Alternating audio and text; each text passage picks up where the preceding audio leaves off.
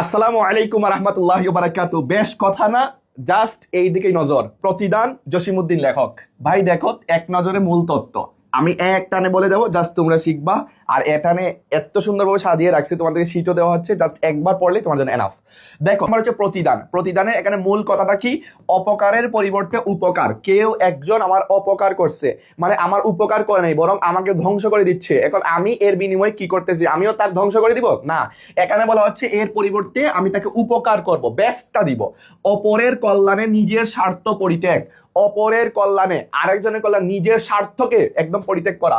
দেখো, আমার এক ঘর ভাঙিয়েছে যেবা আমি বাদী তার ঘর। এই লাইনের সাথে এই লাইন দেখো, আমার এক ঘর ভাঙিয়েছে যেবা আমি বাদী তার ঘর। মানে এখান থেকে একটা প্রতিদানের একটা উত্তম একটা পয়েন্ট পাই আমরা। দেখো, এই কথাটা তোমরা সিকিউতেও দিতে পারবা। তো যে মানে কবি বলেন এরকম লিখে যে আমার এক ঘর ভাঙিয়েছে যেবা আমি বাদী তার ঘর, মানে আমার ঘরকে এক ধ্বংস করে দিছে, আমার ঘরকে সে ভেঙে দিছে, অথচ তারই ঘর আমি কি করতেছি? বেঁধে দিচ্ছি। মানে এটাকে বোঝানো হচ্ছে যে অপকারের পরিবর্তে উপকার করা।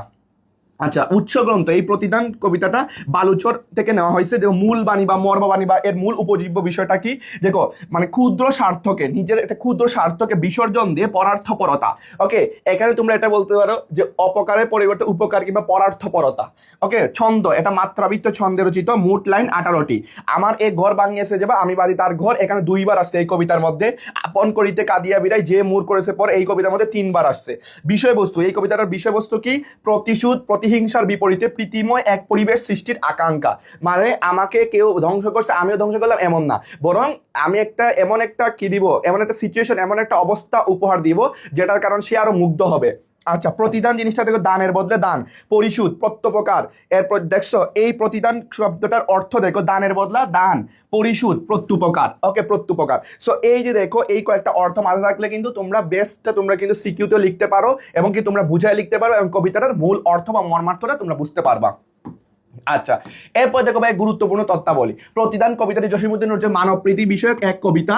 এরপর দেখো, কবিতাটি রচনার প্রেক্ষাপট হচ্ছে প্রতিহিংসা পরায়ণ মানসিকতা দূরীভূত করার আকাঙ্ক্ষা। কবিতার বিষয়বস্তু হচ্ছে ক্ষুদ্র স্বার্থ ত্যাগ করব, মানব কল্যাণে অগ্রণী হওয়া। প্রতিদান কবিতার মূল উপজীব্য কি? দেখো, ক্ষমাশীলতা, উদারতা, পরার্থপরতা, কিংবা মানে যেটাকে আমরা বলছি দানের বদলা দান। এরপর দেখো, ভালোবাসাপূর্ণ মানুষই নির্মাণ করতে পারে সুন্দর নিরাপদ পৃথিবী। কি করতে পারে? সুন্দর এবং নিরাপদ পৃথিবী দিতে পারে। কবিতার বক্তব্যে ধ্বনিত হয়েছে কি? ধ্বনি হয়েছে প্রীতিময় পরিবেশ সৃষ্টিতে কবির প্রত্যয় বা কবির আশা বা প্রত্যাশা। এরপর দেখো, প্রতিদান কবিতায় প্রতিদানে ঘর বাঁধা, দিগল রজনী জাগা। দেখো, প্রতিদান কবিতায় প্রতিদানে মানে কি করতেছেন? ঘর বেঁধে দিচ্ছেন, দিগল রজনী জাগতেছেন, বুক ভরা গান দেওয়ার কথা বলা হয়েছে। যেমন একজন আমার ঘর কি করতেছে? ধ্বংস করে দিচ্ছে, অথচ আমি তার ঘর বাঁধতেছি। কেউ মানে সে আমাকে ধ্বংস করে সে ঠিকই ঘুমাচ্ছে, অথচ আমি দিগল রজনী আমি জাগতেছি। বুক ভরা গান, কেউ আমাকে মানে বুক ভরা তীর দিচ্ছে, কিন্তু আমি তাকে বুক ভরা ভালোবাসার গান উপহার দিচ্ছি। সো এই কথাগুলো যদি দেখো, তাহলে কিন্তু আমরা কিন্তু অবশ্যই সিকিউতে তোমরা কাজে লাগাতে পারবা, এমসিকিউতে আসলে তো তোমরা পারবাই। সো আশা করি ইনশাআল্লাহ তোমরা বুঝতে পারছো। এখন যেগুলা পড়াবো এইগুলা থেকে আমি আশা রাখছি তোমাদের এমসিকিউ তো অনেক বেশি ইম্পর্টেন্ট। এইগুলাই গুরুত্বপূর্ণ তত্ত্বাবলী। প্রতিদান কবির প্রত্যাশা কি? সুন্দর পৃথিবী করবেন, প্রীতিময় সম্পর্ক করবেন, সৌহার্দ্যপূর্ণ মনোভাব করবেন, কবিতায় কবি বিশ্বাসী, পারস্পরিক সমঝোতা এবং বিশ্ব ভ্রাতৃত্বে তিনি গড়ে তুলবেন। এই পুরো কবির প্রত্যাশা। কবির প্রত্যাশা কি? সুন্দর পৃথিবী করবেন, প্রীতিময় সম্পর্ক, সৌহার্দ্যপূর্ণ মনোভাব, কবিতায় কবি বিশ্বাসী, পারস্পরিক সমঝোতা, সাম্য, বিশ্ব ভ্রাতৃত্বে তিনি গড়ে তুলবেন। আর প্রতিদান কবিতা কবি যা যা করেন, কি করেন? দেখো, ঘর বাঁধেন, কেঁদে বেড়ান, পথে পথে ঘুরেন, দিগল রজনী জাগেন, কুল বাঁধেন, বুক ভরা গান দেন, ফুল দান করেন, বুক ভরেন, এবার রঙিন ফুলের সুহাগ জনন, ভালোবাসার মালঞ্চ উপহার, মুখখানি নিরন্তর সাজান। মানে এগুলো হচ্ছে কবি করেন, আর কবি প্রত্যাশা করেন হচ্ছে এইগুলা। আশা করি যেই পয়েন্ট থেকে তোমাদের কোয়েশ্চন করুক তোমরা কিন্তু ইজিলি বুঝতে পারবা। ওকে, এরপরে দেখো গুরুত্বপূর্ণ তথ্যাবলী এখানে মধ্যে। ঘর ভেঙেছে, ঘর বাঁধেন। দেখো, এটা কি? যে কবির ঘর ভেঙেছে, কবি তার ঘর কি করছেন? বেঁধে দিচ্ছেন। কবি তার অনিষ্টকারীর ঘর তৈরি করে দেন। মানে যে কবিকে ধ্বংস করতেছে, কবির অনিষ্ট চায়, বাট কবি কি করেন? তারই উপকার করেন, পরোপকারী এবং কল্যাণকামী মানসিকতার কারণে। অর্থাৎ এই কারণে কিন্তু কবি কি করেন? তার ঘর ভাঙার ফলেও মানে তিনি তার ঘর বেঁধে দেন। জাস্ট এই তিনটা পয়েন্ট মাথা রাখবা। কবি তাকে আপন করতে কে দেবে না, যে তাকে পর করেছে। এরপর দেখো, কবি মহৎ, উদার, ক্ষমাশীল হৃদয়ের মানুষ, তাই তিনি শত্রুকে আপন করে নেন। যে ব্যক্তি কবিকে কষ্ট দেয়, তিনি নিরন্তর তাকে আপন করতে কে দেবে না। আরে ভাই, এগুলো তো হাজারবার আমরা ক্যাপশন দিচ্ছি, অনেকে স্টোরি দিচ্ছে, এগুলো দিচ্ছে না যে একজনে তাকে ক্ষতি করছে, ক্ষতি করার ফলে সে মানে কোনো কিছু বলতেছে না, চুপ থাকতেছে, বরং মানে ক্ষমার বদলা ক্ষমা দিচ্ছে এবং প্রতিদান যেটাকে প্রত্যুপকার, অপরের জন্য মানে উপকার করতেছে, তাকে মানে ধ্বংস করে দিচ্ছে, অথচ তাকে ভালোটা বেস্টটা দিচ্ছে। সো এগুলো তো কত কিছু গুরুত্বপূর্ণ আমরা দেখি লাইফের মধ্যে ঘটে থাকে। সো এর জন্য হচ্ছে ভাইয়া আমি বলবো যে তোমরা কিন্তু একটু জাস্ট যদি মিলিয়ে পড়ো তাহলে কিন্তু তোমার জন্য বিষয়টা একদম ইজি হয়ে যায়। আচ্ছা, তো পরবর্তী পয়েন্ট দেখো, গুরুত্বপূর্ণ। যে কবিকে পর করে দিয়েছিল, কবি তাকে আপন করে পেতে চেয়েছেন। কারণ কি? এর কারণ হচ্ছে কবির অহিংস মনোভাব। মানে তিনি মানে যে মানে অহংকার বা হিংস্র এইরকম না, বরং কবির অহিংস মনোভাবের কারণে, কবির পরার্থপরতার কারণে কবি কেঁদে বেড়ান। কেন? পরকে আপন করার জন্য, অন্যের আপন হতে। ওকে, এরপর দেখো কবিকে পর করে দিলেও কবি আপন করে তাকে পেতে চেয়েছেন, কারণ তিনি ক্ষমাশীল, তিনি সহনশীল, তিনি অহিংস। সো যেই পয়েন্ট থেকে তোমাকে কোয়েশ্চন করুক তুমি পারার কথা। ওকে, এরপরে দেখো আপন করিতে কাঁদিয়ে বেড়ায় যে মোর করে পর। এই বাক্যে প্রকাশিত হয়েছে কবির উদারতা, কবির মহত্ব। পথের বিরাগী তার জন্যই ঘুরে বেড়ান, কবি পথে পথে তার জন্যই ঘুরে বেড়ান যে তাকে পথে বিরাগী করেছে। দিগল রজনী জাগেন যে ঘুম কেড়ে নিয়েছে। এরপর যে দেখো দিগল রজনী কবির না আগমনের কারণ সহনশীলতা এবং উদারতা। ওকে, আচ্ছা দেখো কুল ভেঙেছে কুল বাঁধেন, মানে কি? যে কবির কুল ভেঙেছে কবি তারই কুল বাঁধেন। আমার এ কুল ভাঙিয়েছে যে বা আমি তার কুল বাঁধি বলতে বুঝানো কি বুঝানো হয়েছে ভাইয়া? সহনশীলতা, ক্ষমাশীলতা, পরার্থপরতা। কুল ভাঙার বিনিময়ে কুল বেঁধে দেওয়ার কারণ কি? মহানুভ্যতা, স্নেহপরায়ণতা, কৃতজ্ঞতা।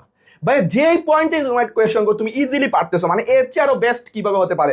দেখো এক একটা লাইন দিয়ে সুন্দর করে এখানে কি বোঝানো হয়েছে এগুলা তোমরা দেখবা বেশিরভাগই এরকম দিয়ে বলে যে নিচের কোনটি সঠিক, নিচের কি বোঝানো হয়েছে। সো তোমরা যেন পারো এর জন্য তোমাদের দেওয়া। তো দেখো আঘাত করেছে তার জন্য কাঁদেন, যে কবিকে বুকে আঘাত করেছে কবি তার জন্যই কাঁদেন। দেখো কবিকে আঘাত করা হয়েছে কুশে, বুকে। কবি আঘাতের পরিবর্তে দিতে চেয়েছেন ভালোবাসা, ক্ষমা। বিষে ভরা বান, বুক ভরা গান। আমাকে দিছে বিষে ভরা বান আর আমি দিলাম তাকে বুক ভরা গান। দেখো এটা থেকে কবি যে বিষে ভরা বান দিয়েছে কবি তাকে দেন বুক ভরা গান। যে মুড়ে দিয়েছে বিষে ভরা বান আমি দেই তারে বুক ভরা গান। বলতে কবি বুঝিয়েছেন মহত্ব এবং ভালোবাসা। কি বোঝানো হয়েছে? মহত্ব এবং ভালোবাসা। কাটা অর্থ কি? ফুল। কবি ফুল দান করেন কাটার বিনিময়ে। কবি কাটার বদলে ফুল দান করেছেন পরার্থপরতার কারণে। কাটার বিনিময়ে ফুল দেওয়ার কারণ কি? আত্মত্যাগ এবং মহানুভ্যতা। এবং কবর বেঁধেছে বুক ভরেন। এখানে আরেকটা পয়েন্ট। আচ্ছা, কবর বেঁধেছে বুক ভরেন, দেখছো?